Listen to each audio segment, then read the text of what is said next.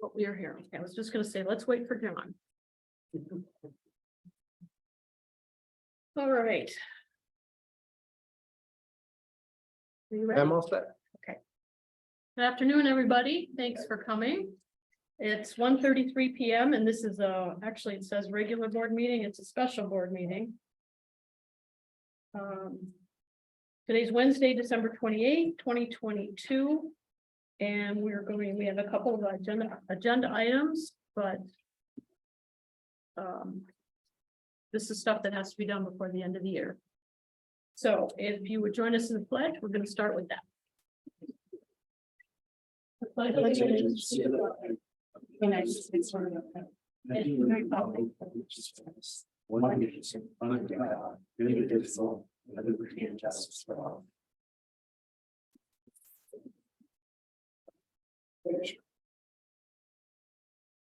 Okay, thanks for that. Roll call, Randy, please. Okay, trustee Kidda is absent and excused today. Trustee Winslow, Present. trustee Everson. Here. Trustee Marks. Present. Treasurer Johnson. Here. Clerk retires here and Supervisor Durant. Here. Staff present is Manager Kangas. So, That's it. That's it. Okay, good. Any public comment before we get started? If anybody wants to say anything? Yes, sir. Yes, my name is James Gallen. I'm with the Marquette County Suicide Prevention Coalition, Scandia. And at your last meeting, your attorney, Mr. Zappa, had stated to you that there was an inquiry about the rules of procedure. And that was from me, because we're investigating this into the community, the Marisa Community Wellness Task Force, and about the rules and how people can participate in the community. And what he said was that he was told 30 years ago that you didn't never prove Robert's Rules of Order. And that somebody didn't remember the names of the people that told him that 30 years ago. So I would ask you to appoint an ad hoc rules committee so that we can go through this. I FOIA'd the rules of procedure and the bylaws and the articles of incorporation because you did a ballot proposal back in the day somewhere, that's 1947, and where you incorporated. And the law requires that you establish rules. And so there has to be rules. And it's my understanding that your staff couldn't find the rule or whatever they could find. And so I FOIA'd that, and it should be coming from Mr. Rettari. And so you could put this on the agenda for review at the end of January meeting, so you can get a couple reports and get an ad hoc rules committee. Because I noticed that you use this policy governance model. That model is wholly inappropriate in the United States of America. That's from Canada, and it's for nonprofit corporations.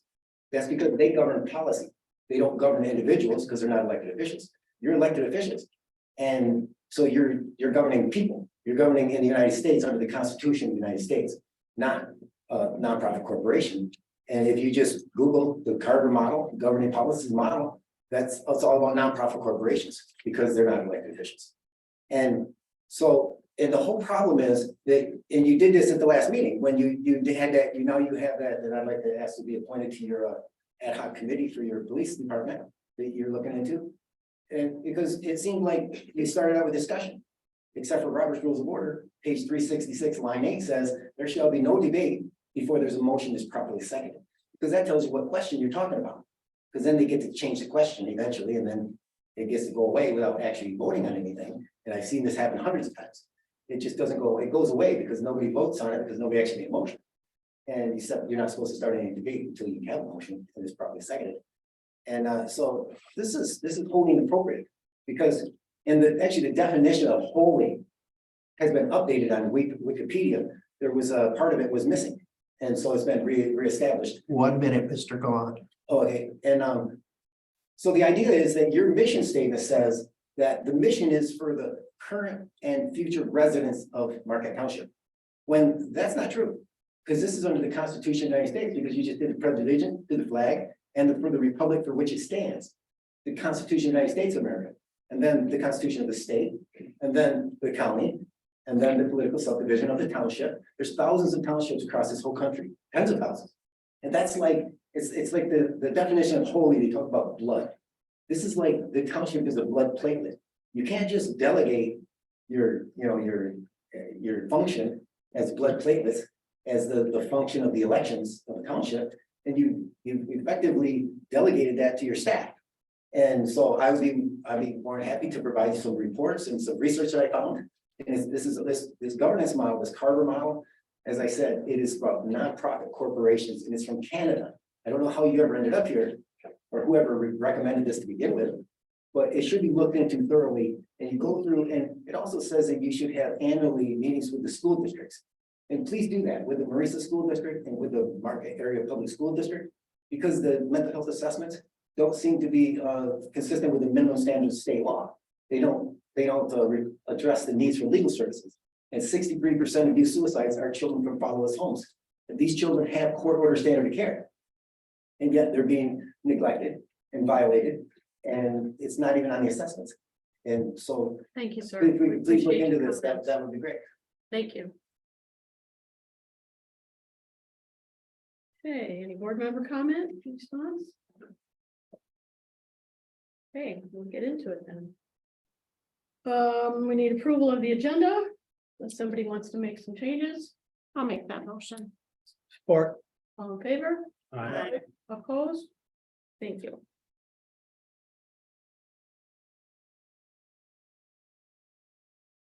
All right, discussion on municipal risk management, insurance policy for our liability insurance, and then we're going to talk about the health insurance policy. We'll put that second, so these folks don't have to sit and wait for this.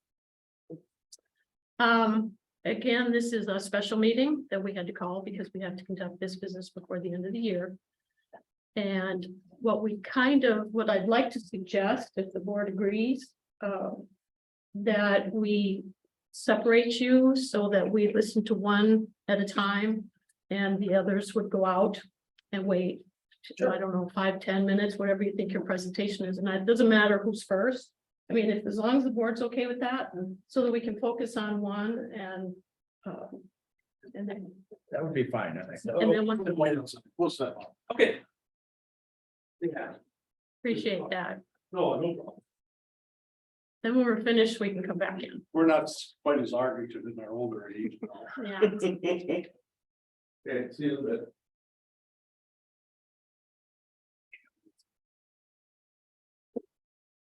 Sorry. Yeah, if you would, please. Yes. I figured if we just did, whatever you think, 10 minutes or something, and Sure. nobody said they had any presentations or PowerPoints or anything like that. No, no presentation. Basically, I'll just go over our information, like we had done earlier, so. Yeah. So, we are here presenting a proposal for the MMRMA, Michigan Municipal Risk Management Authority. I believe it's one of 3 proposals you guys received. We have been doing this since 1980. We are a true nonprofit authority, actually created by legislative act in 1980. With its 2 founding members being City of Ishpeming, just up the road, and Redford Township. MMRMA came into existence due to standard insurance carriers pulling out of the market, and hence the legislative act. We are now the largest property liability provider in the state of Michigan, and we would be #1 in the nation if we excluded workers' compensation. That's a separate item altogether. So we are very strong financially. I did include financials as well. For instance, we have been giving back net assets back to our members since 2006. So we implemented a net asset distribution program because, again, we're nonprofit.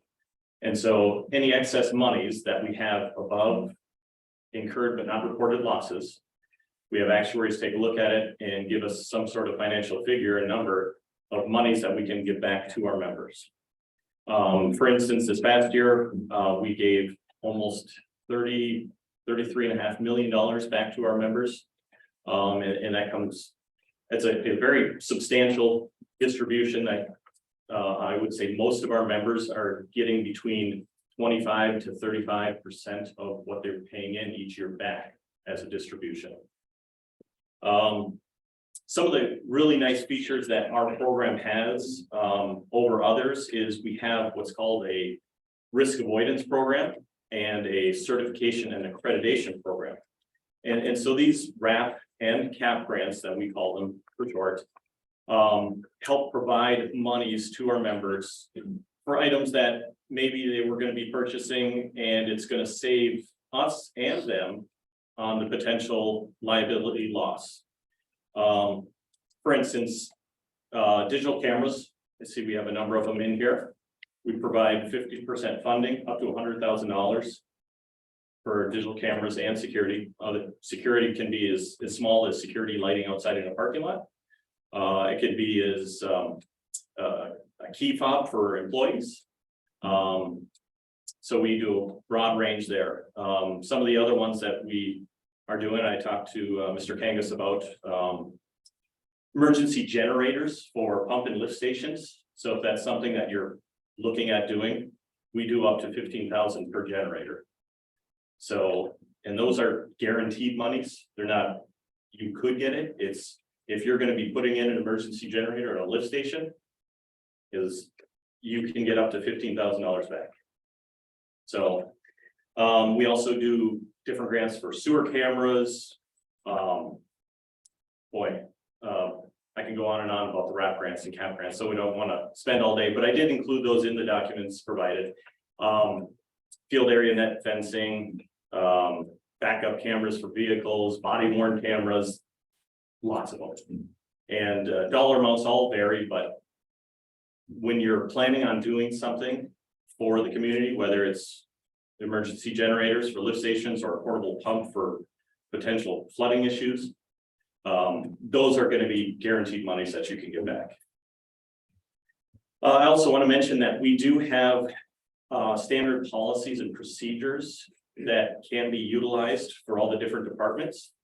So from administration to driving policies to hiring practices, all of those, we do have different policies and procedures available for use. They have been also looked over by legal as well. We also have a dedicated risk control consultant. So myself, we would be your day-to-day contact. And we're just right here in Negaunee. And so we're not very far away. But we also have a risk control consultant that would actually help with and work with you on some of those RAP and CAP grants, as well as doing inspections and providing some consultation on if he sees areas where it can be improved for potential liability exposure.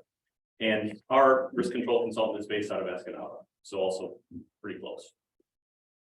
Some of the benefits of our coverage, I know versus some of the competition, I would say that one of the main ones is our cyber data breach coverage. We provide a $2 million cyber data breach coverage automatically included in your coverages. I know the Mark's coverage with the participation plan, that is excluded. So we would provide that day one. We also include special events coverage at no additional charge. So if you do hold an event, the township holds an event, we do provide that with no additional charge. Some of the other differences I noted was that our auto physical damage deductible with you're currently at is $500. Ours is at $250. We also provide higher crime coverage, bond coverage. We'll provide up to $1 million for blanket employee fidelity and per statute for the position fidelity bonds as well. And those are all included. Notary bonds are also included, no charge as well.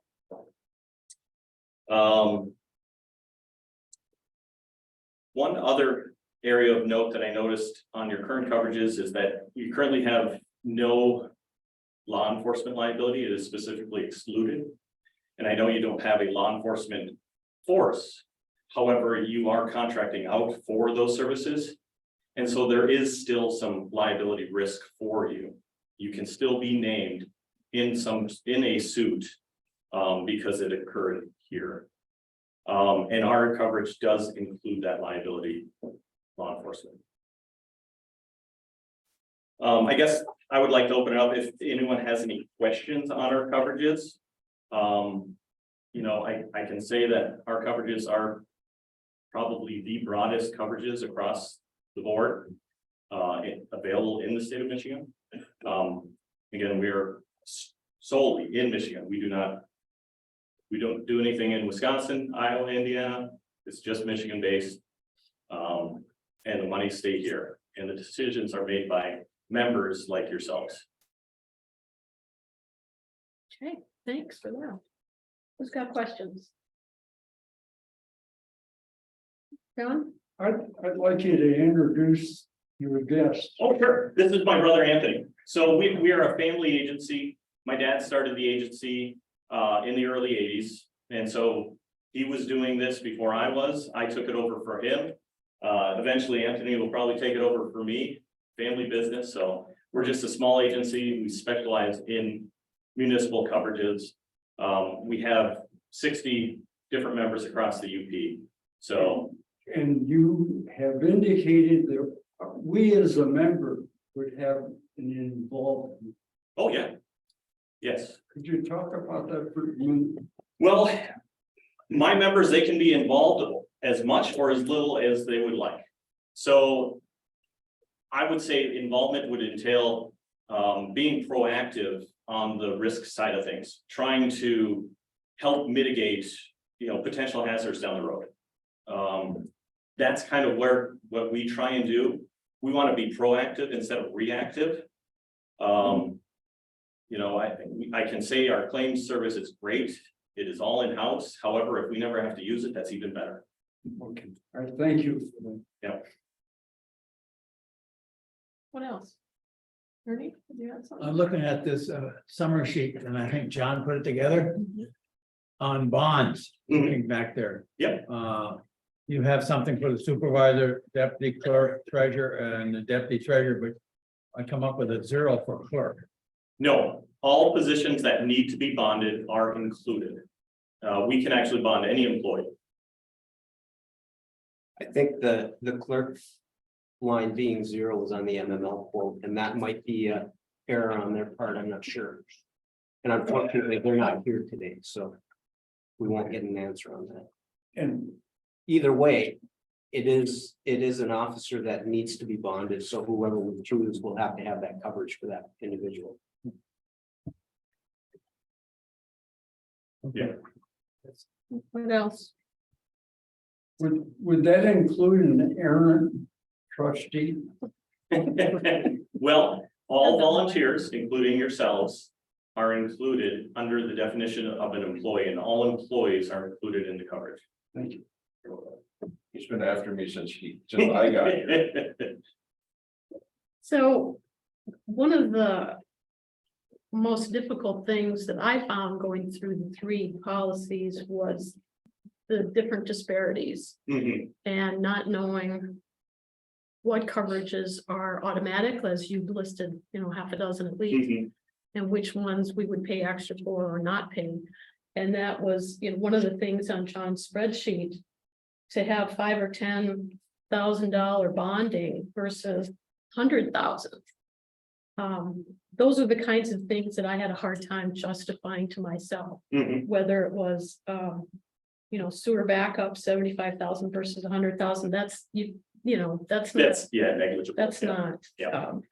And then one person has 100,000 in cybersecurity, another has 2 million. Right. So I think for this board's purposes, trying to get a grip on that. Sure. With that in mind, how can you describe your policies? I mean, you look at the few Sure. that are included. Yep. Because even if we got apples to apples, there's still a price difference. If we had apples to apples in coverage, Mhm. there's still going to be a price difference. And whether we decide to go just on price Right. or on customer service, which personally I think is number 1, Mhm. or the coverage, for us to try to determine that, I think that's kind of difficult. It is. It's We're not hard. perfect people. It's always hard to put a price tag on those different items. So with our coverages, the broad range of things, so we provide a $5 million liability limit for all lines. Okay, so we don't break them out individually. Those other policies are gonna break those out. You know, there's a different one for law enforcement, there's a different one for fire department or employment practices liability. Ours is all 5 million per occurrence, no aggregate. So meaning no cap on it. We can have 5 million claim here, 5 million claim there. Obviously, we don't want that. Right. But that coverage is there provided. You mentioned the sewer backup coverage. And we find that with, you know, most sewer backup claims, unfortunately, they get denied due to humidity. But 75,000 we found is very generous in that most claims are settled for far less. We're talking usually 5 to 10,000. So the difference there in that 75 to 100 is minimal. In regards to our bond coverage, you know, that $10,000 notary bond, that's automatic. All we need is a completed application, notary application, and we send the bond. Anytime you need a bond, whether it be for the clerk, yourself, you just ask me for it and I would send out the bonding for that. We also complete, you know, certificates upon request, whether it be for the USDA, yourselves, you're dealing with the city of Marquette or the county, and you need a certificate. All of those are included. There's no extra charge. With our coverage, there is no extra charge for anything that you may need. I'm just trying to think outside the box. I mean, we don't, the only thing I can think of is if you have fuel storage tanks somewhere where you need pollution liability. But again, that's going to be excluded on all of them, and that's going to be an added cost for all of them. So are you saying that your $5 million umbrella, if you will, precludes anybody from comparing you to a company that has, you know, $1,000 for this, $10,000 for that? Is that kind of what I'm understanding? Do you have, are there exceptions? In other words, I mean, you talked about events, covering those. We have alcohol use in the community room when we rent that. We may have dispensation if it were for the fire department, if they have some kind of an event. So there could be alcohol in the property, and those renters would pay that, cover that liability. I understand that part. So what I'm looking for is like what's not covered that we would pay extra for, since it looks like you cover a lot rather than individually. Correct. And I can't actually name something that we wouldn't cover that you would pay extra for. Okay. We do provide the host liquor. So if the fire department is doing something for their own employees and they're providing the alcohol, that is included and provided coverage for. But yeah, when you're renting out a shared use facility type of place and you have someone in, you know, bringing that, that's where I would recommend that they maintain insurance or have a liquor liability to protect the township. Because that's not so much under your control. So that's where we look for risk transfers. Okay. So event type things where we have softball games at Lions Field. Does that fall under that blanket? Is it a township event? That's the big question. Yes. If it's a township event, then yes. Okay. So we don't need to worry with your policy, any extraneous type add-ons that we. Correct. We So- don't actually have anything to add on that's not already included. Okay. You know, the only add-on that I guess I would have or do have, but it's already in there, is the sewer backup coverage. That is an add-on, but I saw that you had it, so I made sure it was Okay. included. Okay.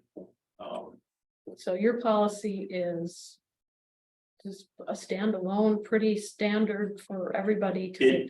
If you look at this coverage overview and compare it with, say, Marquette County or City of Negaunee, City of Ishpeming, it's gonna look almost identical.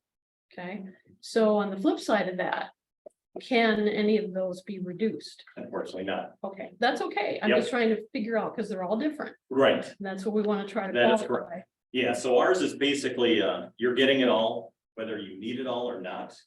But yeah, the only takeaway would be that sewer coverage. Okay. Okay. Going back to events on Lions Field, we have non-township events there. Mhm. Essence, they rent the field through whatever it is. How does that make our liability of something like that? Well, if it's someone else hosting an event on township property, you're automatically gonna be held liable. Okay, so depending on the event, this is where we try and do the risk transference, where if it's a special event that they're hosting, like a softball tournament.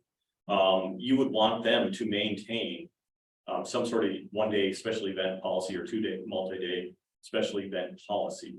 And that's to protect the township. Because if something did happen there while that event was taking place, you don't want to be held liable on your own coverages and then have to pay something down the road, you know? You're really trying to transfer that risk to the proper parties.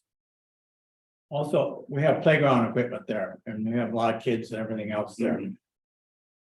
I'm assuming that we have some liability there with them You using do. all that. Yes, and that's always gonna be there with the parks. And we actually do have a playground gentleman who actually comes around and you actually measure to make sure everything is to proper code, proper requirements. So we even, you know, so we have people that come out and inspect playgrounds as well. I also do want to mention in regards to our property coverage. Because it is quite broad, our property coverage is a guaranteed full replacement cost basis. Okay, meaning. If this building is listed for $1 million, but in actuality, it takes 2 million to rebuild, we will cover for the 2 million.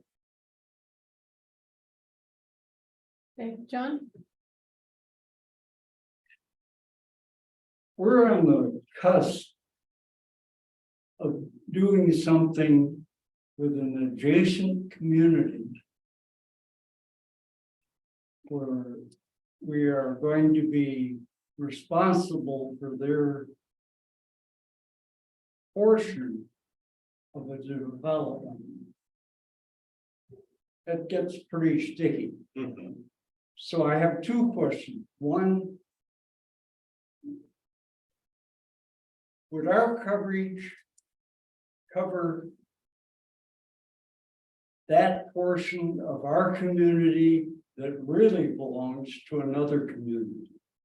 Or do we have, well, maybe the first question should be, do you now service Marquette City? I do not service Marquette City currently. Okay, that helps. Is this on township property? Yeah. Okay. We are going to protect the township. No, Well, Yes, yes, no, pardon me. Okay. Yes, that's the whole thing, it's not. It's on the border, It's a No, 425. Privately owned. privately owned. Okay. Border parcel, Public Act 425 agreement. So Okay, it draws an imaginary line around that portion in the Mhm. city. We govern it for the terms of that agreement, 50 up to 100 years. Mhm. And we would protect Formally. the township. Excuse me. The coverage would apply to the township. Okay, that's Yes, the answer I wanted, Yes. and I thank you. yeah, and to be honest, it's probably the same for all the carriers on that. Okay, but So, that's kind of a new thing for the upper limits. sure, however, it is not new in the state. Okay, thank you. yep. So I think what the treasurer was alluding to is we enter into agreements with like Little League and the high school for Lions Field, and they maintain their own coverage for their Correct. events, so. I don't know, well, we'd be covered from the township point of view, right? we are named additional insured Yeah. on all of those Yes, policies. that would be my Mhm. point is I would just say, make sure you are named insured, not only just named insured, but primary named insured. Okay. And the reason for the primary aspect of it is if they're in agreements with other municipalities or someone else altogether, those limits can deteriorate if there was some sort of claim. Primary means you're getting first dollar, not second, so. So can you explain that real quick? Sure. Is that if there's multiple additional insureds, or is it Yes, Okay, yes. So if you're not listed as the primary additional insured and someone else is, they're going to be the priority in any type of claim, especially if it's involves multiple entities. Go ahead, John. I guess the only takeaway I have to give you, listening to everything today, and some of it's for the second time. There's nothing you need to add to this policy. It's basically the kitchen sink. We used to have my dad used to have a saying, I believe it was the tomato sauces at Prego, you know, it's in there. Yeah, so that's what he used to say when he would be doing this, so. Good, that's Okay. the clarification I needed too. What else, anything? Okay, thanks. Want to Thank add you. anything? Thank you and your guests. He's here for viewing. Okay. Learning, And learning. Yes, exactly. Yes. Well, thank you guys. I appreciate it. yeah, And we will step out. okay. Shift gears, now we're finished with them, you can come back in if you want, I don't know how debating will happen, but Okay. do you know off the top of your head what our property value is? I've seen, Property value, I do not know off the top of the head. However, ours Seems- are gonna, yeah, I was gonna say ours is gonna vary based off because certain things are property to us and other things are structures other than a building, which is not property. So like a water tower, we would consider a structure other than a building because it doesn't have 4 walls and a roof. So our building values are gonna be the buildings, different, okay, the actual buildings, like an open air pavilion, that's just gonna be property in the open. So it's not, it's still covered, it's still in there. But it's separated out from the building in context. okay, so there really isn't one number, and we talked about vehicles, there's quite a disparity in the vehicles, so Right. it'd be a lot to add. That's fine. Need to add, unless they're in here somehow, there's trailers and stuff that are. And that's the thing, trailers, Yeah, we don't list trailers, right. we only list, Little vehicles. Yeah. We added everything, snowmobile and everything, and we've got. yeah, and snowmobiles are included as well, we don't put them on a vehicle list, we only put the vehicles. And the reason for that is, it's kind of the state, the MCCA fee, the Michigan Catastrophic Claims Fee. We only have to pay that, and MMRMA pays that for our members. And so we only pay it on vehicles. You don't have to pay it on trailers. You don't have to pay it on snowmobiles, so we keep those separate. Okay, And then for anything. For those property items or mobile equipment or snowmobiles, trailers, boats, all of those items. We don't even list it unless it's valued at 50,000 or greater. Because it's just, there's just a lot of them that accumulate over time. We found that keeping those lists was actually more cumbersome than just being like, yeah, it's covered. yeah, we don't want to assume though, that's just the difference. Correct. You had 19. And we what had I typically tell my members is we keep a separate internal list.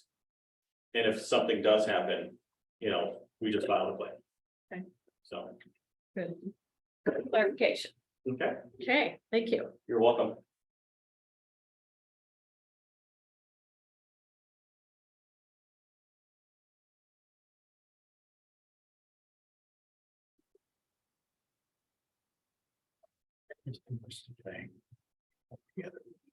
I just want how it's so has to do. Trying to keep them straight. So we won't have anybody from MML here today, but John can give us So Dave, man. MMRMA.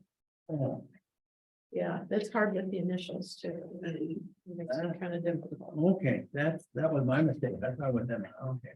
Yeah, I think he announced that when he first stood up, but maybe too many M's. Yeah. Yes, Mr. H, thank you for coming back in. How are you guys doing? Good. So been a while since we've been back here. Well, the other building, we were in the other building last time we had a meeting. So you guys know who I am, Mark Angelo with the Angelo Agency. And we've been representing the power plant since the first day of Alpha operating. So I know the history of why things went this way and not that way. You know, like coverages change. So, you know, we're just here tonight if we can answer all your questions. You have questions on any particular item, or you just want me to go through some stuff? If you want to give us an overview of kind of how your policy works, that's one of the things we're trying to distinguish Okay, is, what's an add-on, what's covered, how do we know? The difference in the coverage among the three of you mhm. is, maybe Yeah, it's all different. 10,000 here and 100,000 here. There's a disparity we're trying to figure out. Yeah, So that means, should this lower one be raised, or are we paying for insurance we don't need? Yeah. This is where we're kind of, yeah. Okay, I'll, let me get some. You've been with the power plan, and I hate papers, is almost as much as I that's hate. okay, take your pockets. time. Okay, yeah, you're not gonna find any two companies that have apples to apples on everything. It's just everyone has a little different hot button. They want to give coverage for this, or they want to be in there. It's like motocross at the fairs. You can't write that under the fair policy. It's a different, high risk thing. But you guys are fine. You're a township, you fit in the program. Our program is run by township officials. Okay, we have dividends. You had dividends came out, we had 865.93 paid out in May this year on dividends. The year before, there wasn't any, but the year before that, they had a new guy figuring out the amounts. And he figured them all wrong, and everyone got like double, triple what it should be. So we just left it with you. No sense trying to get that back. For the guy's mistakes. So anyways, so we didn't have a dividend last year, so now we're back in dividends this year. All right, I hear you talk about cyber. If you want cyber coverage, we can do that cyber coverage. We can do it 3 different ways or 4 different ways. We get, I quick, send an app in for cyber through our program. But cyber is running about $1,000 for 100 grand. And maybe about 1,400 for 500 grand, or 250,000. And I got another quote at $500,000 from a different company. And they're at 4,600. So, but that was the higher limit, $1 million limit. So, yeah. So, anyways, the dividend, the cyber, cyber is a hot button item right now. And really, none of these companies really know what to charge because there's no data or no information, actuarial information on the exposure. But it's just as bad because normally it's a few $1,000s to get your stuff straightened up again. We had one that was they just paid for the it didn't cost much. It was under like $4,000 where they had a cyber claim. They locked them up and tried to sell them the keys. And our company goes in there and don't even discuss it with them anymore. Just take care of the account and get the thing unlocked. And that's what our cyber will do for you. We're not gonna write a $5 million limit on something we don't know what the end game is gonna be. That's why there's a lot of differences in the program. Some have 10,000 here, some have 5,000, and they do that because a lot of times when you have an exposure that's having a claim all in one area at one time, then they start putting a higher deductible on it. So maybe it's something between both of them, you can change your operations or something. So that's what we're here for. We have our risk control up here in the UP, Lori Burton. I'm sure she's been by here. Yeah, Lori's been here. We have all kinds of risk control information for you. We have risk control. Yeah. Like we went over the sewer backup. Our sewer backup is 100,000. And we can write higher limits, but then again, we got to do a special application and they want to know. But we haven't had any sewer backup that we had to pay because you have government immunity. That's why I sent that little brochure around. I left that with you, so a little more information.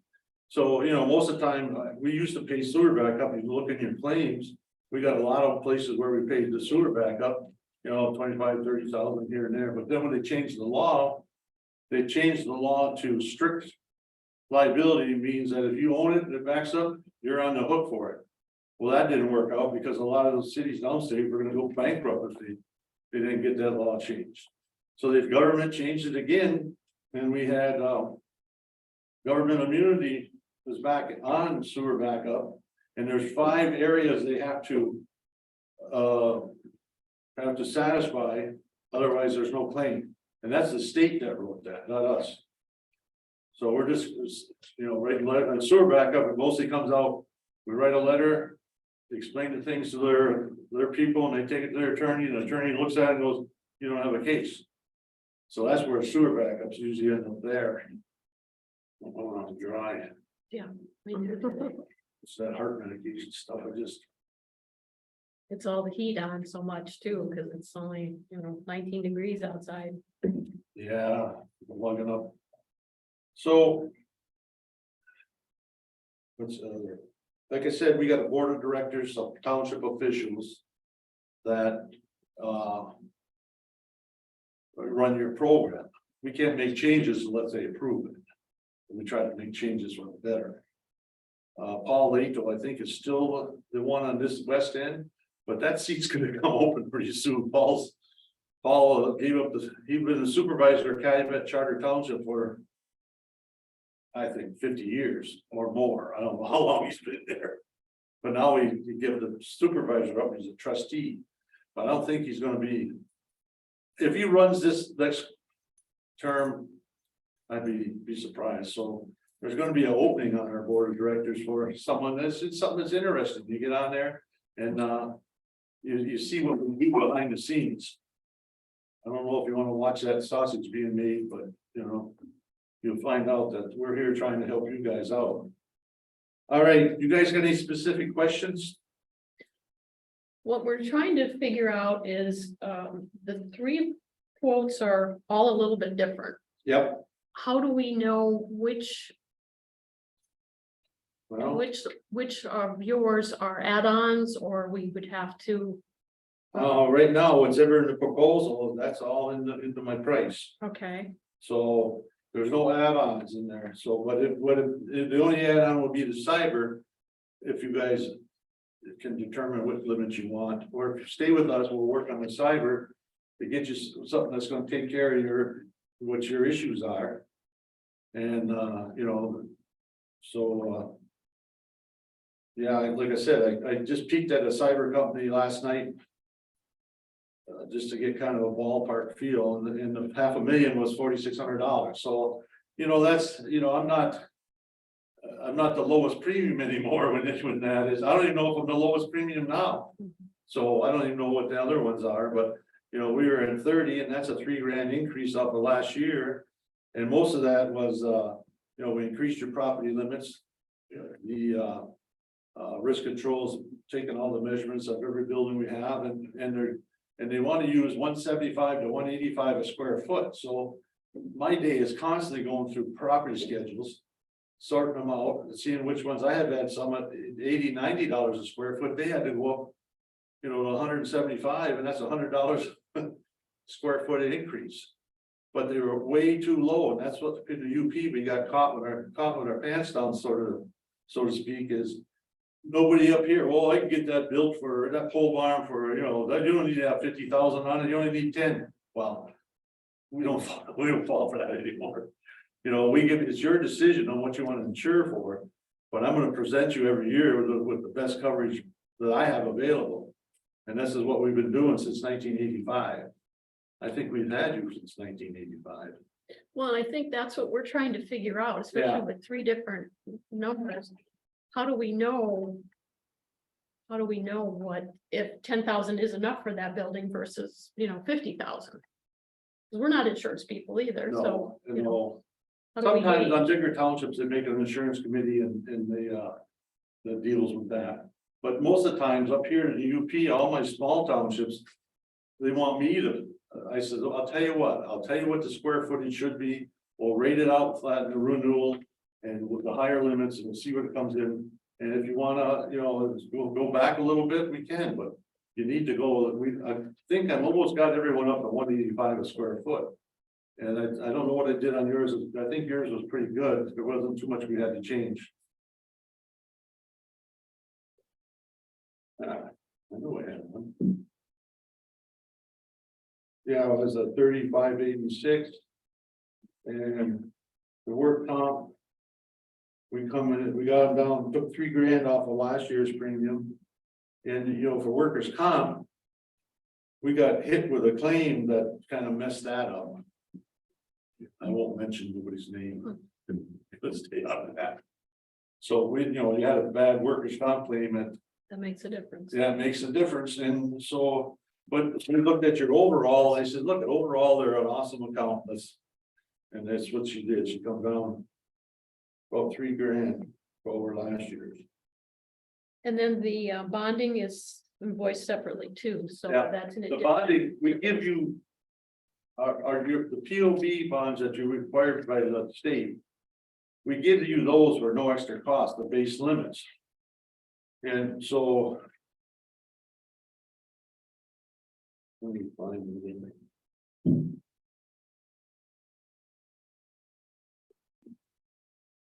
Because there's some that don't even want, they wouldn't, they want to buy the bonds. But anyways.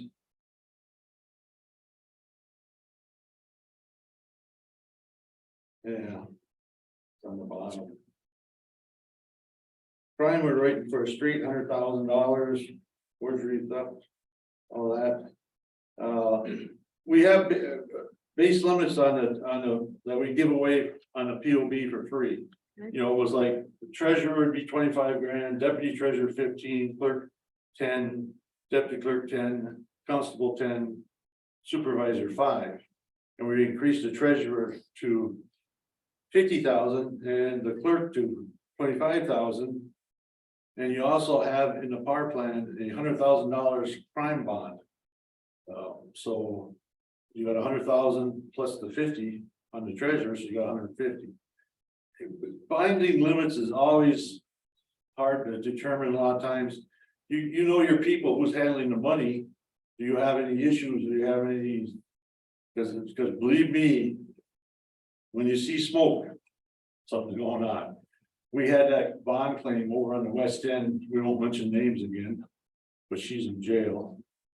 But that one went $1 million something, and you should have part-time or short-term tax bonds that you get out that for the summer tax and for the winter tax.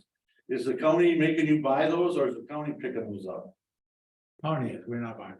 They're not buying them? Do they pick up because we can do these short-term tax bonds. It's just that, you know. You know. They haven't billed us yet, let me put it this way.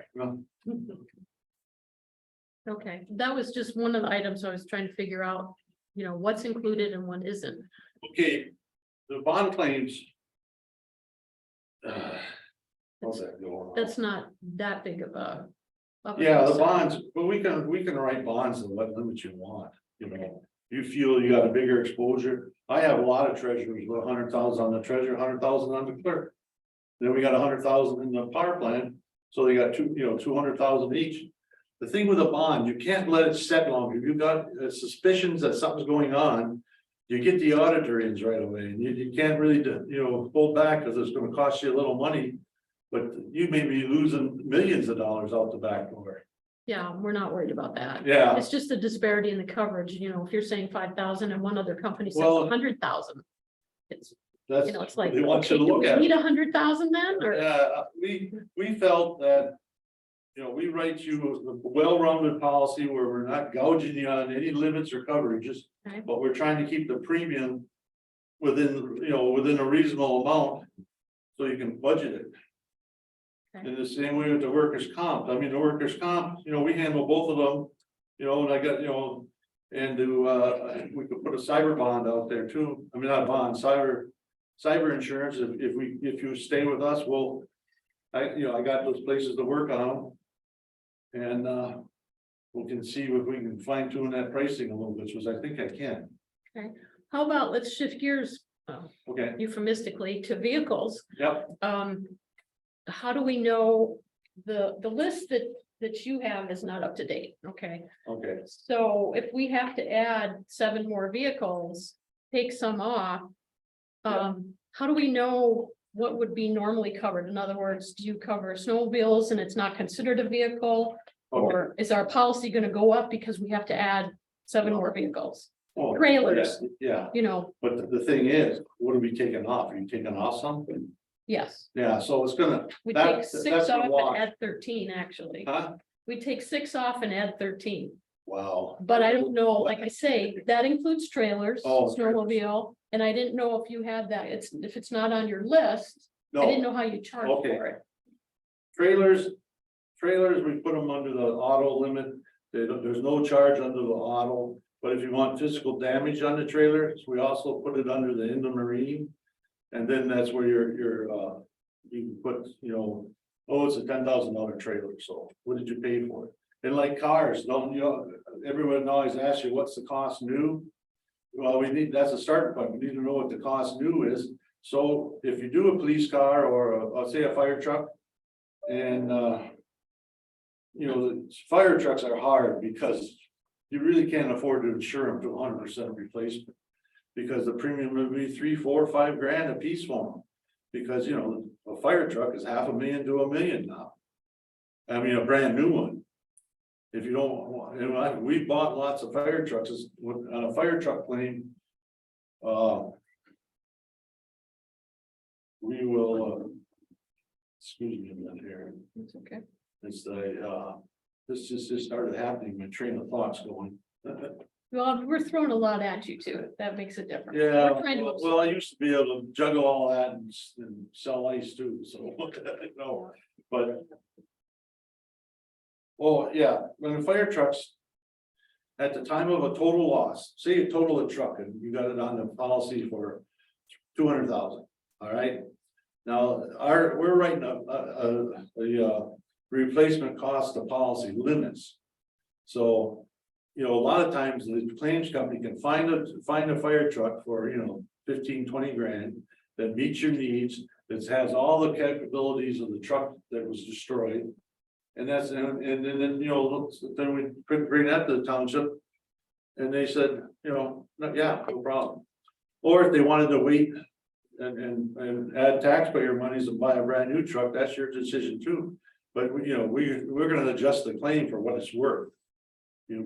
So anyway, say you got a truck for 200,000.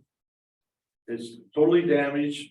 So at the time of loss, we can sell you another 25% limit, say it's 50 grand.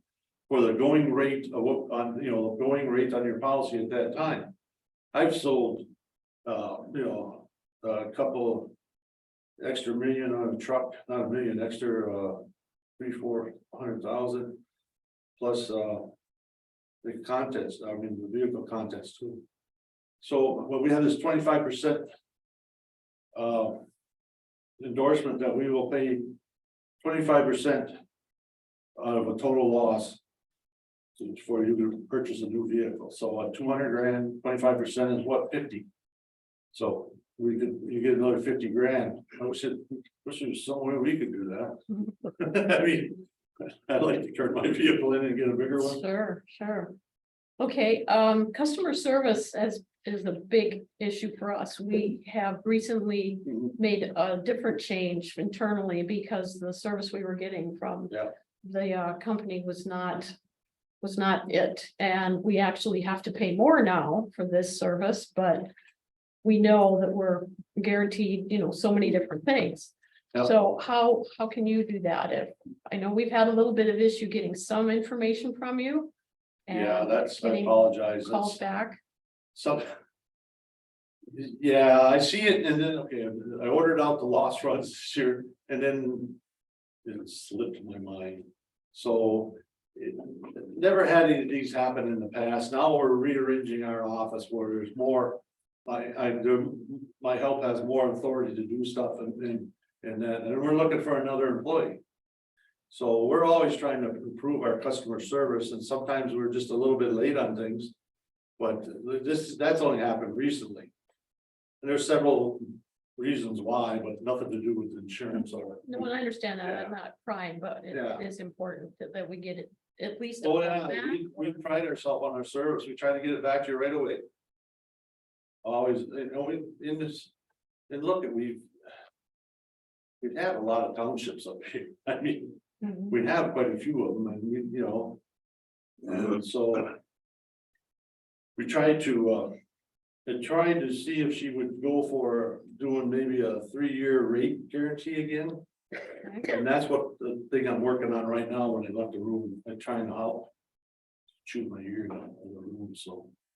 I don't want you guys to hear that, Okay, but we're always looking to, you know, to help out our customers and help you guys, because we know your budgets are thin. And it takes a lot of juggling of monies to get done what you need to do, and you're here at a large township. There's a lot going on over here, movers and shakers. yeah. I don't know if your partner assistant wants to add anything or maybe. No, you're good, okay. For sure. Yeah, no. Okay. Okay, Ernie? Question on special events. We have a number of events Uh-huh. going on in the township. How did you handle those? That because we have the car show, we have our community days, and then we have, We have those covered right now. okay, We endorsed them to the policy for the, you know, second week of, you know, June or whatever, something like that, that where the events coming up around there every year, and I just. When I find out what an event is, we just shoot an email and say, the event's this time this year. And on some events, we have low, medium, and high hazard. Low hazard events, we don't really charge for, you know, that's like your picnics, your community picnics, and, you know, non-alcohol events, you know. But don't get a bouncy house, never get a bouncy house.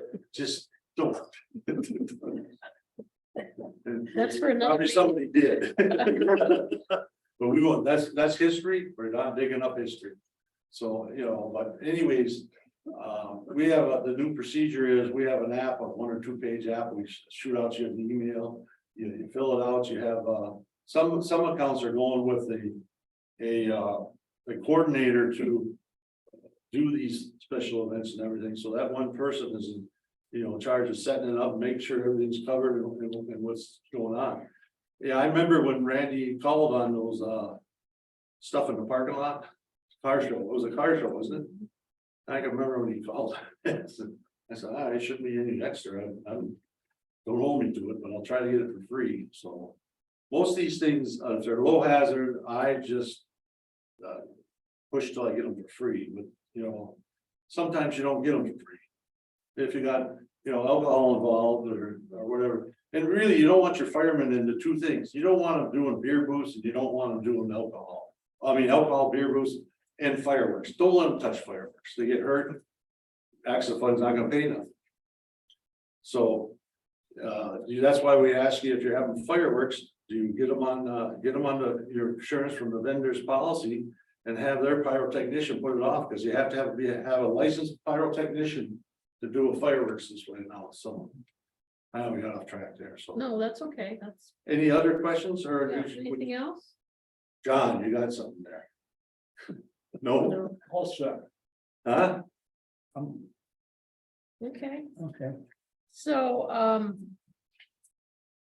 John, do you want to add anything? We've heard both of them. Do you want to, should we just excuse them and talk or bring them back? Or? If you feel you want to talk without any of them in the room, if they all agree to it, I certainly would encourage it. You have a decision to make that could impact a policy for a long time here. We've been with Haniela since, would you say 85? 85. So it could be a long-term relationship and you should get it right. And I should also mention the next item you have on your agenda is a $250,000 decision, not a $30,000 to $40,000 decision. So I think it's important to make sure the coverages are right for the township, no matter who you pick. And you have to decide what's most important. Is it bottom line? Is it coverages? Is it customer service? What other things matter to you most in making that decision? Because this has to be yours, and the easy button is renew, right? And renewal is the lowest cost. We also have a workers' comp policy to renew, which is a no-brainer in my opinion. This one maybe not so much because the coverages are so all over the map. Okay, well, why don't we excuse you and John can give the board an update kind of on the third person that's not here. Just what we got from our meeting Well, a couple weeks ago. Do you have any questions at all from us?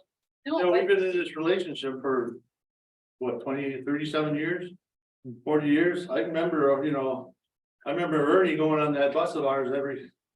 Don't even bring that up. Oh, that's, I forgot all the information on that. I have no pictures or anything. So, but we've been around a long time and we've been handling this and we're gonna handle all, you know, this stuff in the future. We try to stay on the cutting edge of anything new. And then I know about the other two bids. I know where the weaknesses are, but I'm not talking about that. That's theirs. You know, and I feel that we do a very good product for you and we've been here for you. And, you know, what did you say? We're the low bid? you said that. I did. Bid it. It's a fact. You are the lowest price as submitted, correct? Okay. Well. You know, and the one thing I'm gonna try to work in your favor on that. Is if I can get a lock for 3 years, the rate. Not the premium, because the premium goes up and down when you make changes to the policy.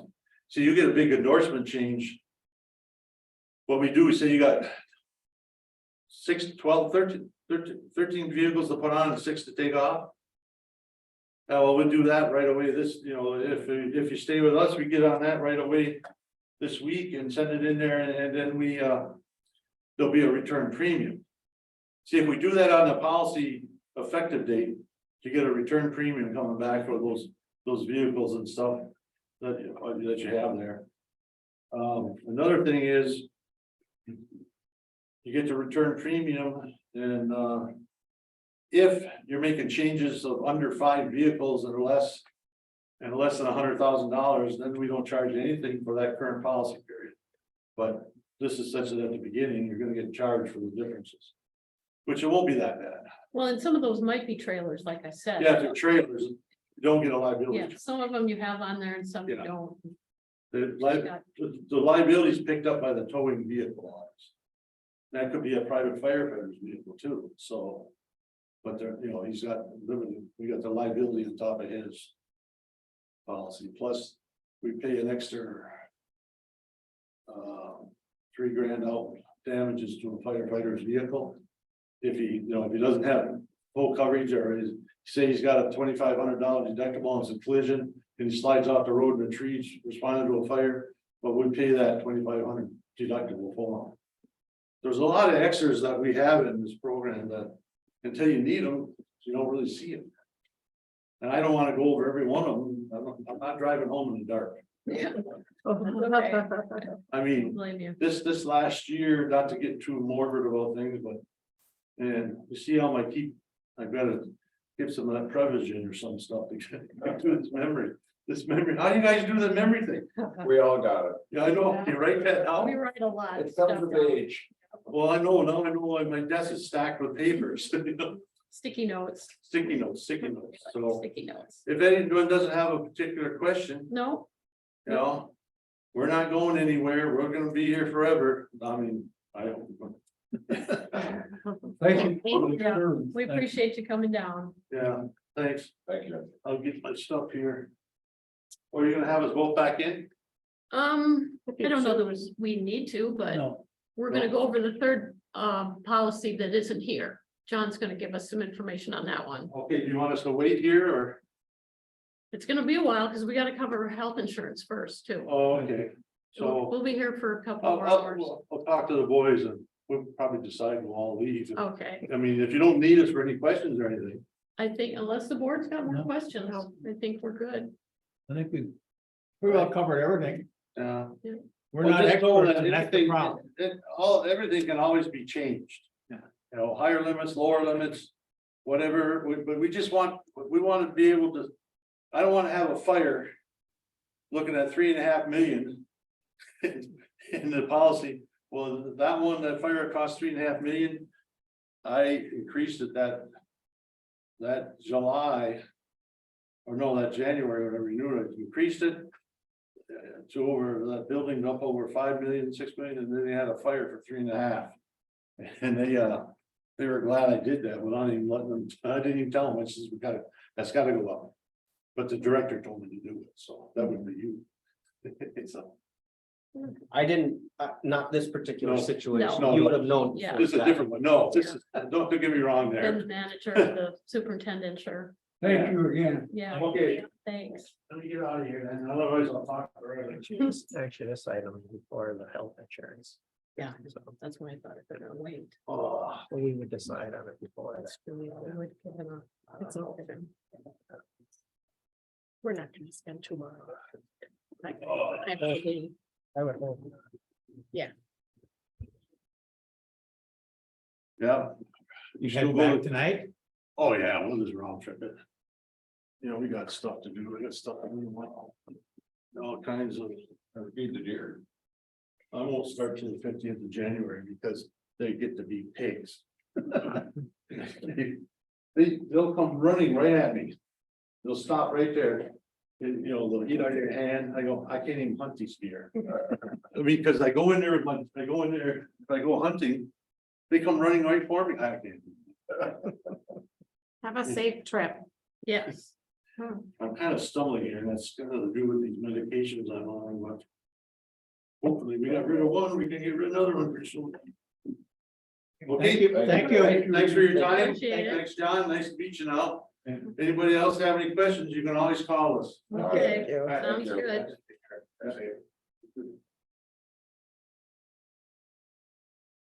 So we do have some notes from MML. Find them, see what you remember, John. Yeah, I've got some Cliff Notes versions, some of the highlights. In 2023, 8.5% of all premiums paid will be returned to their members as in the form of dividends. I think that's probably similar to all of them that return money to their program. So that one, I don't know if it's a win or lose for anybody. They do not have a grant program. Par Plan does. Par Plan has 2 rounds per year, a maximum of $5,000 per member. We just capitalized on that with backup cameras for 3 vehicles in the fire department. How long ago was that, Mike? 6 months ago? Roughly. Probably a little bit longer. It just took forever to get them and have them installed, but so, you know, they do, Par Plan does have a grant program we take advantage of. MIRMA would have some things that we could take advantage of right away that would have actually benefited us to this point because we're already doing a lot of it, but all on our own dime, right? MML returns all of their financial returns to their customers in the form of dividends. So you don't have a grant program to go after anything extra. So remember, excuse me 1 second, this is Michigan Municipal League. So they're the ones that are city oriented and have added townships and villages to their plan. Yeah, the city has MML. Because we got a lot Ishpeming of- has MIRMA. Make sure you know. A lot of townships have Par Plan like we do. But I would also guess that a lot of townships have some of the other 2 that we have in front of us tonight. MML's focus is on loss control. We heard that actually probably from all of them. They all focus on loss control, meaning if they set us up right, the claims will be minimal, right? They have training videos with certifications, which is kind of nice to have. One thing Mark didn't mention about Par Plan, I'm kind of bouncing back and forth here. They have HR Muni, which gives people like me access to things that we're currently paying attorneys for when we don't have the answer. It might help us, it might not. But that's going back to Par Plan. MML claims that their claims process is where they excel. I think that's something that we maybe struggled with in the past couple of years. They use Meadowbrook, which is about a staff of 50 people to process their insurance. They They have a strong belief in retention. And I think all three of them would probably say the same thing. Their focus is on service. This is their sales pitch as I wrote it down. And they do property appraisals every 5 years. Which I think is very important in our current economy, as you see these costs per square foot go through the roof, as Mark was mentioning. Making sure that each property is appraised accurately. Or does it matter if you're guaranteed full replacement value? Right? That's what the Murma rep said, they're gonna guarantee full replacement value. So. I think we've got 3 good proposals, you just have to decide what's most important to you today. To make a decision.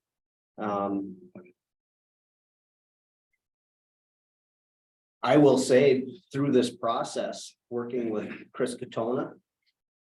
And Alex Bierling from Gothier was. I'm gonna say it was frustrating, but mostly because they needed all this information to give us a proposal. But it was also refreshing because they were very patient, knowing that it took time to get it, but also very thorough.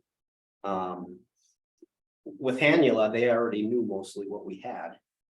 But it also seems like maybe it wasn't as accurate as it could have been, and some of that might be our fault, but I think some of it we previously notified them of and it didn't happen, so.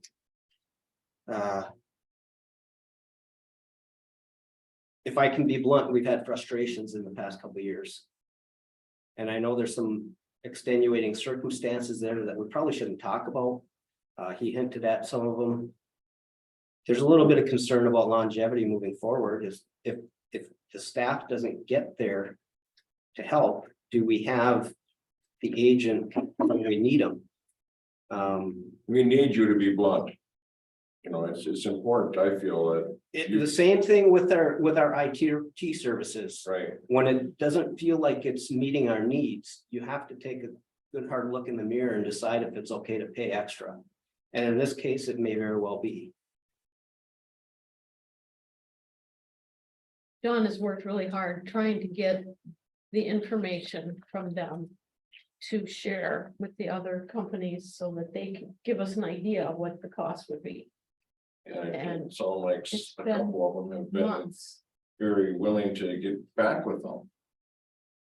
You know, that's frustrating. Well, they needed information from our current provider in order to give us a good quote. And we couldn't get it. Which is why we're sitting here 3 days before the end of Yeah. the year. He did apologize to you. Let's give him the benefit of the doubt there. So by the time we add, you probably heard me say, or you should have heard me say, that we're adding and subtracting vehicles. And that's why I was trying to, one of the reps said you could figure about $600 or $700 to add a vehicle. And that's why I was trying to pin down what's included, because a vehicle could be a travel or a trailer, you know, 6 by 20 travel or trailer. It could be a snowmobile. We've got ski-doo, you know, are those considered vehicles? And it's hard to tell by these policies what's a vehicle. So it's very likely that according to, and I should have given you this too, probably, according to Kim and our department heads, we have 36 items that would be considered vehicles. You know, in a broad term. Because they have tires on them Pretty much, and yeah. they move. Yeah. So one company has us with 19, one insurance quote, another one has 30 and another one has 32. So there's still stuff missing. Now you heard today too, that, you know, snowmobiles and trailers and stuff like that are already covered. So they only look at the ones that are legitimate, like road vehicles. So that policy may not change. Because it's all inclusive, but the ones that we do have to add, you know, up to, we've got 7 vehicles here, 8 vehicles here. And 14 vehicles on the Murma, but they're the ones that said, the small ones don't count, they're already included, you know, so we may only have to add 4. So either way, these numbers are gonna change, more than likely, I'm thinking they're gonna go up. You know, individually, each one by the time we add vehicles, and that's not. I shouldn't say it's not a big part of the premium, but it is. Because it's tens of thousands of dollars. Just to do these vehicles, not just the building. So. I don't have a good feel for. I told John, I said, I'm hoping the other, the 7 of you can kind of help me decide how I feel about this. I don't really know. I have it down to 2, So so. let's go back to the whole conversation about cyber coverage. 2 of them it's covered in their proposal. One is covered to 100,000. The other is covered to 2 million. That's the kitchen sink option. And if we went with them, it would be 2 million whether we wanted it or not. And it's not an extra premium. Correct. If we're talking about a $4,000 addition to get $250,000. When we could pay 6,000 more and get 2 million just on that part alone. Maybe this kitchen sink option doesn't look so bad after all, right? And John, what did our IT people say? Usually a cyber attack cost? It could be easily $1 million by the time you're done and Easily. over with it. The other thing about Myrma that I didn't hear mentioned tonight. We don't have the, what's it called? 2-step authentication. Oh, I Yeah. benefit. Oh. They would pay for half of the cost of incorporating that if we waited 3 months to do it. And we know that's part of. what And Integrys that's wants what to do. Integris is going to make us do no matter what, Yeah, in order to keep providing our so we can get service. some of that paid. They did mention, Go ahead, sorry. they did mention they would pay half for lots of other things that we are going to use within a year. I would guess. So the first year, though, we're not eligible. We have to sit out the first year, but after that, we have full access to all of those programs. Go ahead, Linda. Well, John's been waiting longer than Oh. I. Okay. Go ahead, John. I think if you're looking for a consensus of thoughts on the township board, I've got to express the feeling that I have that while we've had a warm and fuzzy relationship for many years with one of them, they are lacking in detail of information when you try to get the facts. And so just to pass on information that will help you make a decision, I feel uncomfortable with our present provider. I feel somewhat impressed with the businesslike and detailed willingness to share information that we had from our first speak And knowledge. and I just am uncomfortable with our present provider. And I think that we need to look for something that gives us more confidence and looks like it is a more business-like approach to the service we need. That's very good. Okay, I Linda. concur. So I support what John says. I felt much more like the decision to make is for the people of the township. And the people of the township would want us to do what's best for our township. And I felt like the first presenter provided that. I liked that they provided coverage in a kitchen soup way. And that's what I liked, and I liked his answers, and I also like that they're local. Gotta say that, I like the local part, and the people in this township work locally. And that's That's what I feel. So thank you, John, for expressing that so well. Thank you. I agree with both of them. Yeah, I mean, I it was do just, too. to me, it was cut and dry. And it's a shame that MML isn't here to give their presentation because they're a big corporation. And you've got a lot of resources behind them, you know, that can help us. Was there a reason that they couldn't make it? It was prior engagements, prior commitments to the meeting even being scheduled. The MML rep himself is actually on the road right now, so he's not available, and the agent himself had a prior family commitment. Okay. He says he wanted to be clear, it's not that this isn't important to him, he just couldn't be here at this time. And quite honestly, based on his commitment through this process, I feel confident believing that.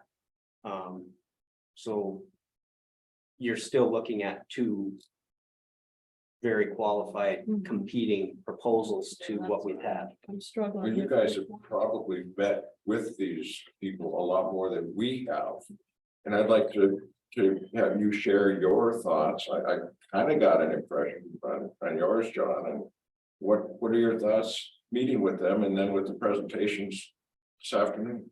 That's where I'm stuck. I mean, they're both good. You want my opinion on it? It's only, Please. From the Couple thousand. presentation that I received from both, the Katonas are on top of it. yeah, today he was even better. Yeah, he was very thorough the I other was day. very impressed. Yeah, very. Ernie? Maybe I've sat through too many presentations in my lifetime. I look at the individual who can make a presentation, can really set the tone.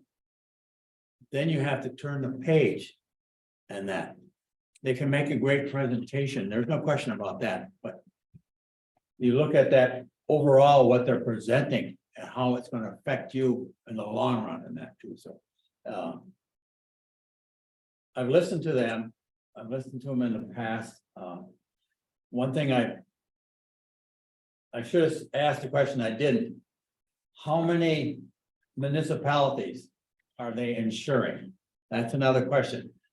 You have the members here. I don't know what that members mean. And That's the members represented by each particular plan. So the PAR plan is the biggest. right. And then MML and Burma are very similar in size, around that 425 to 430. With our plan being about 3 times that in members. I can't think, I was thinking I had written down how many like UP ones they had. And I can't remember. I guess I didn't write it down. Because they both rattled that off. Canula might have a little bit more across the UP, Yeah, because of guess. our plan. and they focus a lot on the smaller municipalities, small townships in particular. Which there are far more than bigger ones. Right. But looking at both of them and the percentages that what they do and that, we're not in a position to really be able to turn the page and really understand a lot of that stuff and that. We're getting a cover of it and that, and that's what we're have to kind of make our decisions on and that. I looked at PAR plan, I was concerned with the bonds for the elected officials. I looked through that, and then they made a comment, there's $100,000 backup each one of them too. So I'm looking at treasure, 50,000, and you got another 100,000, and you got 150,000. It doesn't really say that. Those are the things you have to look at and what's behind the cover Yeah. all the time. That they don't bring up in that. That's, They take it for granted. 'Cause Yes. They know what it They is. work with it every day. Yeah. We kind of go, That's why I was trying to press, like, what's included and what do we pay extra for? and I like, don't know that. like cyber. Comment, difficult to cost out. I agree with that, just from my reading and background and everything else. How do you cost it out in that? But he did say. If there's a lockout. They will pay what the cost is. That to me is, hey, you could be up to $5 to $10 million there very quickly in that, if that comes to pass very quickly and then. There's little things like this, I'm looking at all this and trying to pull it together, and I'm not being able to pull it all together That's what at I've this been point in doing the time. last couple And days. that, and I've seen a lot of policies and a lot of different things in that, and it's like Dan says, we don't work with it every day. And here it is, it's throwing at us now. We have to come up with kind of a decision. And we have to look what's best for the township on every item in that. And when they show me the prices for each one of them, then you look at what they're talking about, what they do and what they're representing. How do we pull this all together to come up with an answer that was best for the township? I don't know. And that, If you want to make, if you want to make the safe decision, go with the kitchen sink option because you know you didn't cut yourself short anywhere. Yeah, the blanket option. And we don't have to worry. Well, Go ahead. well, and if things don't work out. If if the customer service isn't there that we thought we were gonna get, this is renewable annually. It's kind of like going to a restaurant, if it doesn't live up to your expectations, you change. I mean, I like the kitchen sink. I also like that they provide grants. They provide dividends. I mean, the kitchen sink option probably has the most to offer us today. MML does require you sign a contract also. And that has a, I forget what it is. You have to give them written notice if you intend to leave. So a year from now, if you decide something better came along, if you sign with MML now, you still can't change until you've given them that proper written notice. I don't know that any of the others have this particular kind of contract. It's the only one I saw of the three proposals. Our current one wanted a 3-year. no, he's trying to get a 3-year lock into it. Yeah, Correct. To help us out. Oh, To help us That out. was That's not what he's trying- presented when we asked for it though. Yeah. So you don't really have that on the table to consider at this point. No, It's gonna be tough to He do. said he was gonna try.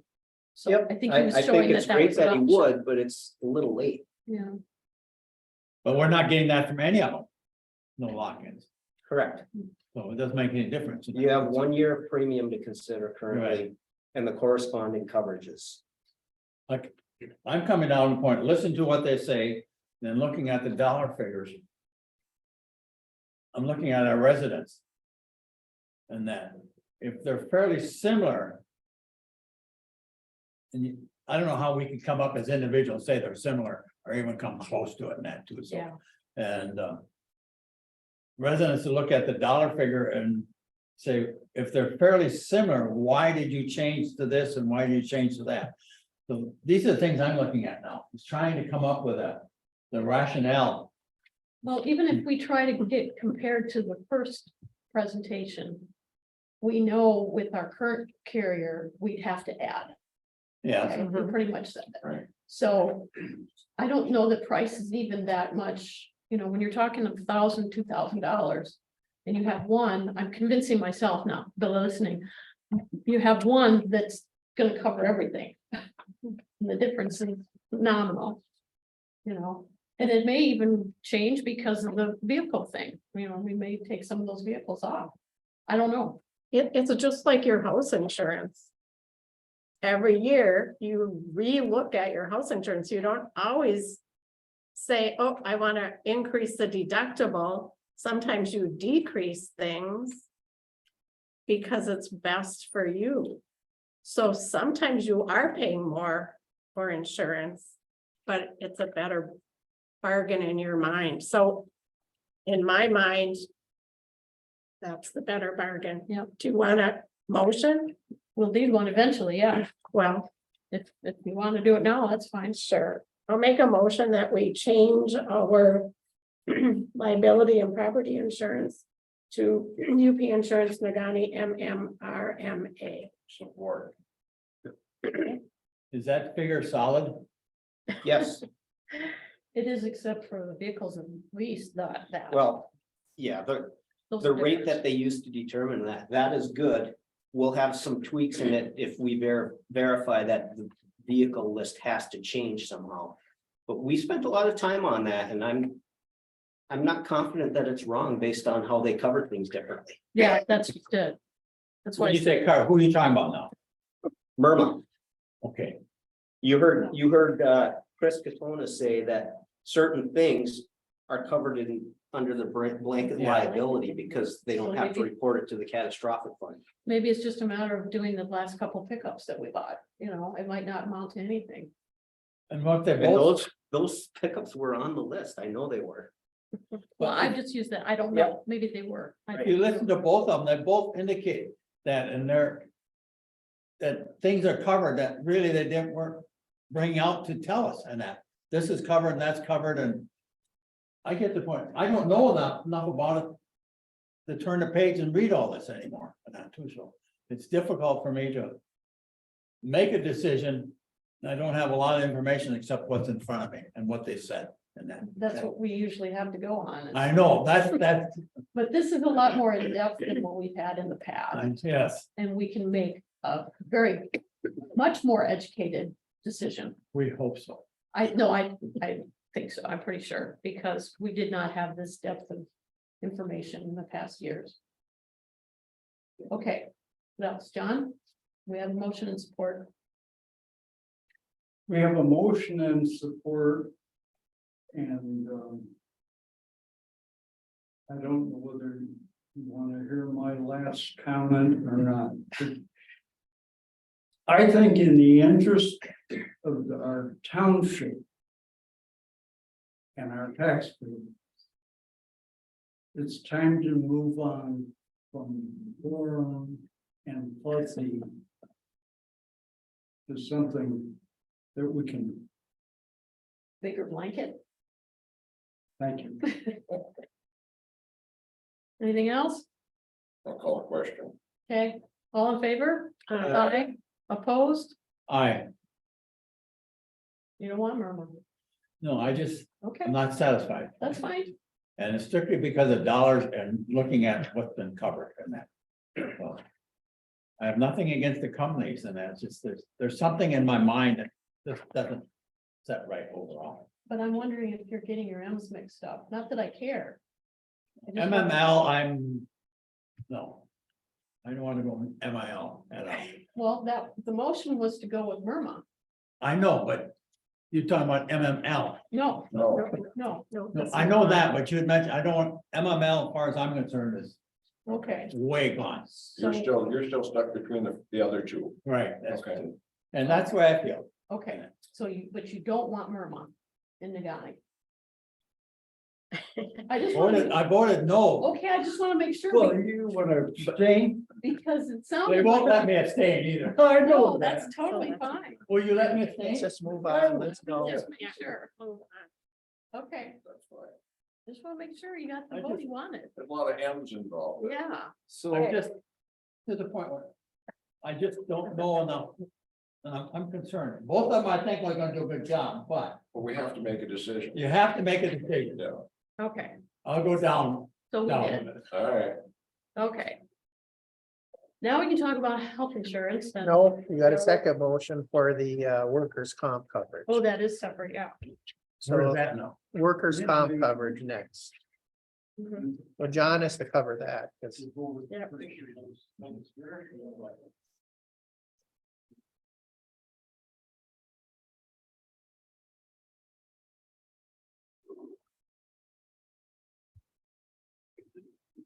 Thanks for staying. I didn't know how long this was gonna take. We had quite a bit of discussion, as you can imagine. The motion was to change carriers to Murma. And it was 6-1 vote Five. in favor. Oh, yes, we're missing, one. Five. Sorry, 5-1 vote. So whatever kind of process we have to go through, paperwork. I don't Yeah, I'm know. not sure if you need anything formal from us to not renew. No, I Okay, could just email, but yeah, are you keeping the work comp with me? We're that on- was the we're on next to that question next. is, are we able to? Sure, Okay, why not? because that one seems like a no-brainer to me. That way we both come up with something. And that's your recommendation. My recommendation is to renew accident fund through annual. Okay. Questions for John? I'll move to Yeah. renew the workers' comp coverage with the accident fund for $23,640. I'll second that. Okay. No other questions? Ernie, did you catch up?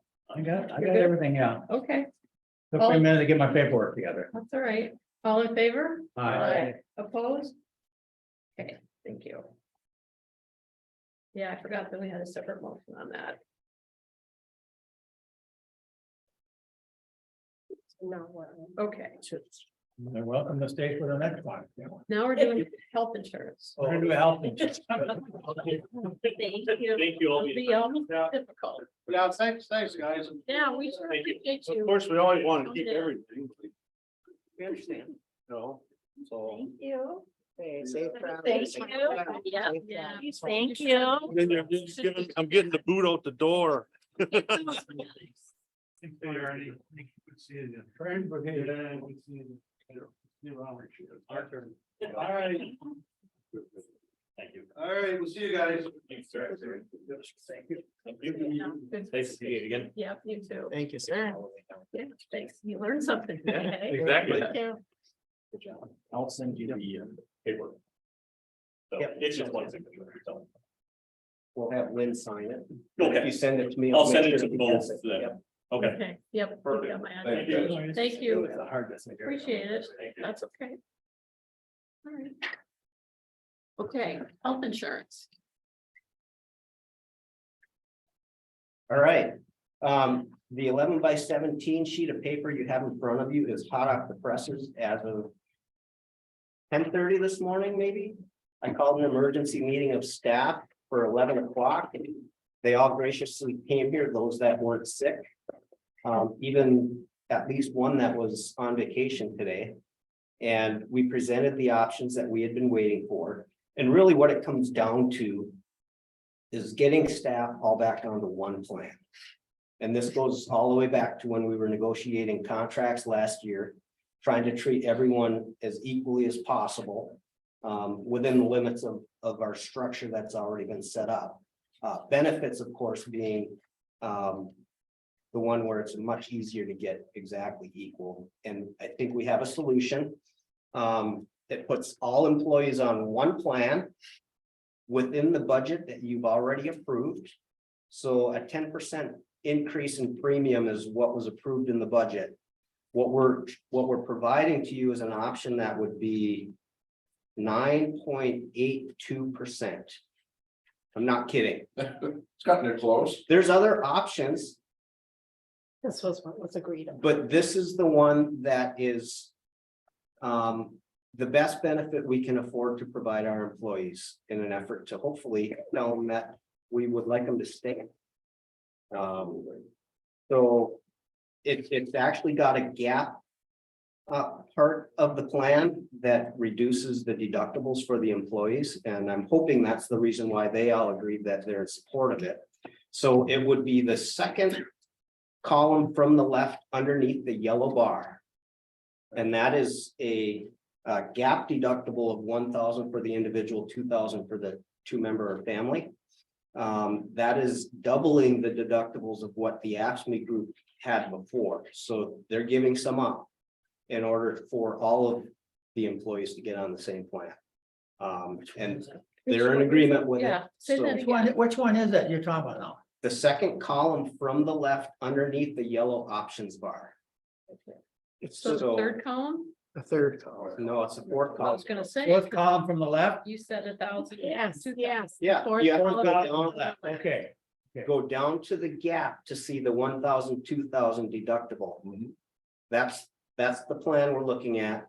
Okay, So the renewal would be, remember how I said $250,000, $242,800.32. So compared to the discussion you just had, Yeah. it's significantly more expensive, but the percent increase is quite a bit smaller as a result.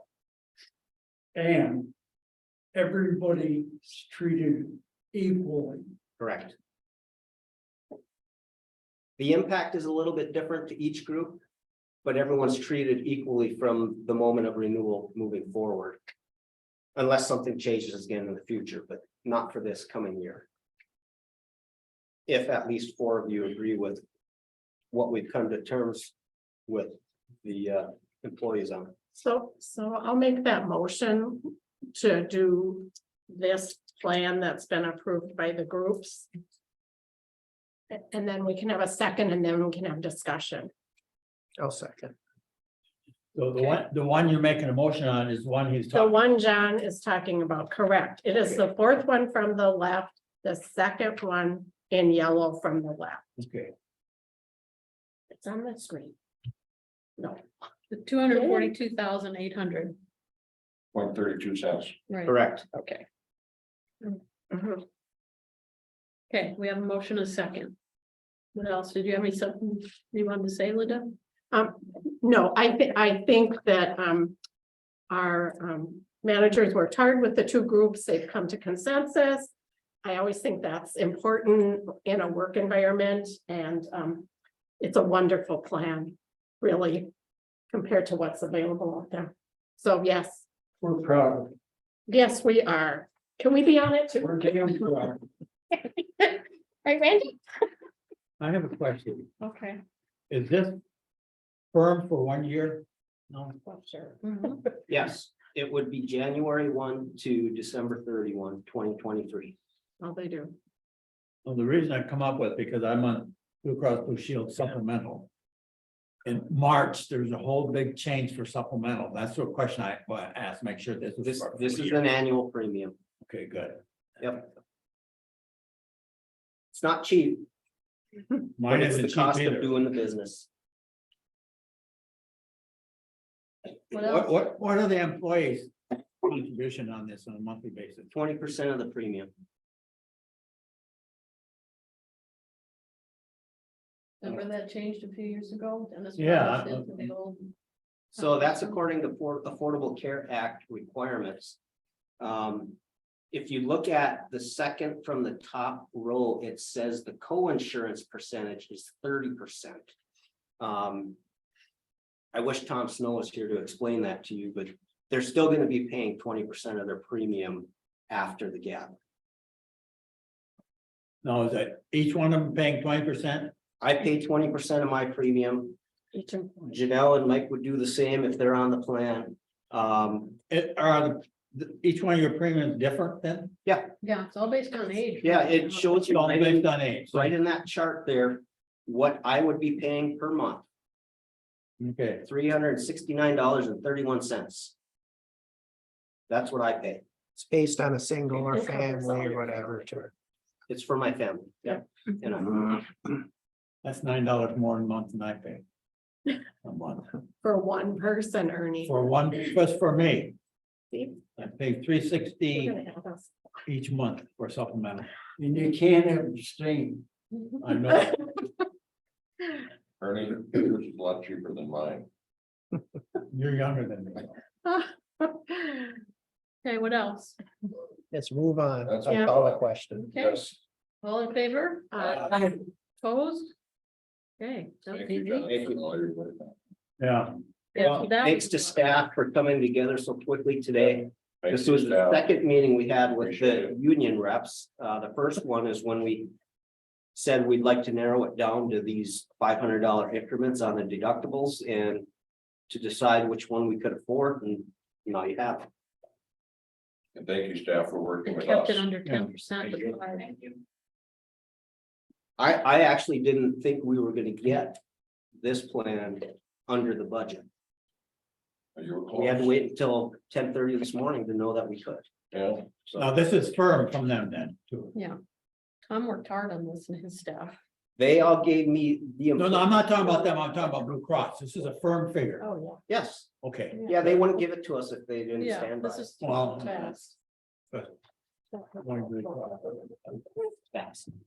Fast as the agent. Okay. Anything else on that? No? Public comment? James Gillen, yeah, Scandia, Marquette County Suicide Prevention Coalition. And I'd also like to apologize, sorry for bringing this on you and talk about your rules and all, and you've been set and in stone, and it seems like that guy said that the township started in the 1980s, that you can incorporate it as a charter township. He said he was there from the beginning. I don't know when he became incorporated, but you had to have a ballot question, and you had to approve that ballot question, and then it went to the voters, and you have to have articles of incorporation. You have to have bylaws. What I got right for your staff says you have a bylaw approval procedure. And the Open Meetings Act requires, I don't know where it is, if this was actually voted on to be the rule. Is this the rule, 3 minutes? Because if it's not, Robert's rule says I get 10 minutes twice, not 3 minutes twice. And so did anybody ever vote on this? Because the Open Meetings Act requires that you have reasonable public comment under an established rule. And that's, I believe, in front of the Michigan Supreme Court now. They're saying you have to have an established rule. So the state can't just make it up there for everybody. And so all I'm asking for is please get the information because I already FOIA'd the articles of the corporation, the bylaws and everything, and he said he needed a couple more weeks, 10 more days to get it. So it'll be a couple of weeks. But just to have a public meeting and to have a public hearing so you can get your constituents, so you can let your constituents say, what do they think about this, Robert's rules? And what you'll see is, you made a motion that wasn't on the agenda. It says to consider renewal. But then you made the motion at the end of all the discussion and said, well, I'll make a motion not to renew. Wait a minute, it says the motion is to renew. That's why at the beginning you say motion to approve, which you said you had to, insurance policy by the end of the year, motion to approve. And then at the end you'd say, okay, motion to hire the one guy, the one that you did. See, it's backwards. And you notice it all became on a consensus building. This is why this is Canadian. This all started, this policy governance thing. You're not governing policy, you're governing human beings. And this is all from Canada. This is that consensus building thing from Canada and the Netherlands. This all started in the 1980s. It's called deliberative democracy. They do the deliberation first. And they don't have the question, so they can change the question on them, can change the question like we did at the end. And this isn't even how it works in America. The Robert's Rules of Order was established based on the proceedings of the United States Congress. So that's the way we do it in America. So it's not really optional. And the Michigan Independent Citizens Redistricting Commission, which we just had recently, we had the constitutional amendment, started that commission. Mike Brady, the director of legal services for the Department of State, had one instruction for the Secretary of State, and she can be in the meeting, saying you must follow Robert's Rules of Order under the Constitution. That was all. They just created it under the Constitution. Said, yeah, there's only one rule. You must follow Robert's Rules of Order. So not really sure where this all came from and who actually introduced this. And it sounds like I know Randy Gerard, and it was probably Randy. But just delegate everything to him and you'll be good and everything will be okay. But some of the members clearly didn't understand here, and I watched the meeting from 2017, and you were very questionable on all this. And it was like, well, we didn't really approve it. You just approved the conflict of interest policy, and they weren't really doing the policy governance. And that International Association of Strategy Professionals, they said this is a nonprofit corporation, but through Laura, I couldn't find that. It's not listed in Michigan. It's not in, I don't know if it's the United States, if they incorporated it in Canada. But I do know on their board, I went to their website, and on their board of directors, they have actually a member, was a retired member of the Army Corps of Engineers, people from the United States. I don't know how you got a consultant from Canada, how they do in Canada, to come here and get that in the United States. And they said they're going all around the world to do this. This, I believe, is more pushing towards this new world order thing, where you don't have global jurisdiction here. It's not global. It's not around the whole earth. It's like a snow globe. Like you said, this is a political subdivision. It's like a snow globe. And then the county is another snow globe over the top of it. And the state of Michigan is another snow globe over the top of it. The Constitution of the United States, it's flat on the bottom. It's only one. Mr. Gallant, you're at 4 minutes now. What's that? Thank you. You're at 4 minutes. Oh, well, if you would, please just have a public meeting and you can have a little rules committee and have a public meeting, a public hearing and go through this, because if this wasn't approved by vote, then you just violated my rights to due process as we speak, because it says reasonable public comment under an established rule. So, I guess the way to find out. So please just, could we do this and look into it? And I wouldn't be willing to serve on your looking in your ad hoc committee for your, and then all these committees. So the committees don't have to follow Robert's rules either. There's like no rules. You have this. You're saying these having these committees, so they're supposed to follow your rules here. So what are they doing there? And it's just no semblance of order. That's why I call it Robert's Rule of Order. I appreciate It's your got comments. order. So please. Thank you. Thanks for coming. Anything else? Okay, you want to review the motions? Okay, the first motion was to approve the agenda as presented, and that was approved. Second motion was to approve the MMRMA proposal for the municipal risk insurance policy.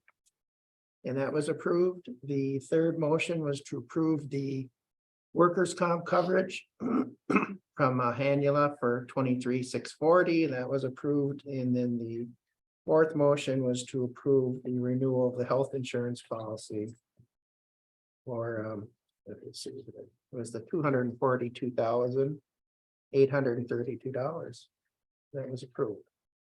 Okay, thank you. We're working on the next agenda, or I've got stuff already, so I don't know what I've got off the top of my head. Anybody needs something, let me know, or John, Linda? Oh, can you, I asked Randy actually too, but can you bring our 2022 goals and objectives, and we can share with the public what we've accomplished this past year? It's in my, yep. It's on your list, right? And It's then in we'll my packet already. talk about That is in there. 2023. I think, We've only gotten a couple done, but oh, I think we got a lot done. okay. What board member comment? Anything? The only comment I would have, Lynn, is our next meeting is Wednesday, January 4th at 5:30 PM. So I will get the schedule posted here within probably tomorrow. And that should be for the rest of our year. Okay. Yes, Dan. I'd like to make a motion, we adjourn. I'll support. All in favor? Aye. Opposed? If I know that, I wouldn't have called What attention. time is it? 3:24. We are adjourned. Okay.